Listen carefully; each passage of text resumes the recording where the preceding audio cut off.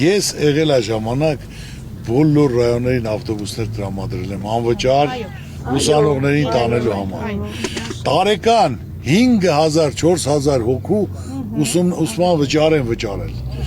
Ամեն ինչ արել եմ, կազմակերպել եմ, տես բան, այսինքն ոչ թե պարտավորած, դա պարտադիր չէ, որ պետք է միայն ասեմ բարգավաճին տվեք, ոչ,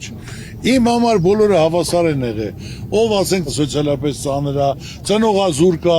լավ սովորող է, ասեմ բոլորին է գրեք, ես իմ հոգու առաջ ճիշտ եմ արել, դուք պետք է որոշեք, այսօր չեմ ասում ձայն տվեք ինձ, դուք որոշեք, դուք տվեք, կտակ իմ թիմին, կպահանջեք, ասեք տվել ենք դե պատասխան տուր, չեք տա, շնորհակալ եմ։ Իմացեք ձեր երեխապագու համար եք անում,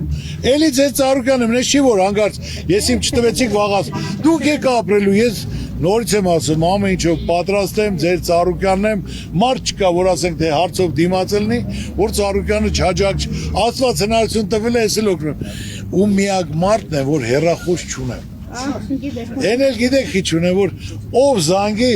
չես կարա մերժես։ Շատ հիասթափված այս 30 տարի, ուսախապված։ Այո։ Որտեղ ով եկավ է ժողովրդին խաբեց, դեռ մնա ժողովրդի վզին, բայց ձեր անունը շատ բարձր է, ժողովուրդը ձեզ հավատում է։ Սա մի կողմ, դուք մի կողմ, որտեղ շփվում եք ժողովրդի հետ։ Ես նորից եմ ասում, Դուք ունեք- տվեք, պահանջեք, մի այդ բան, ունեք դուք։ ինչ որ ձեզ խոսք եմ տվել,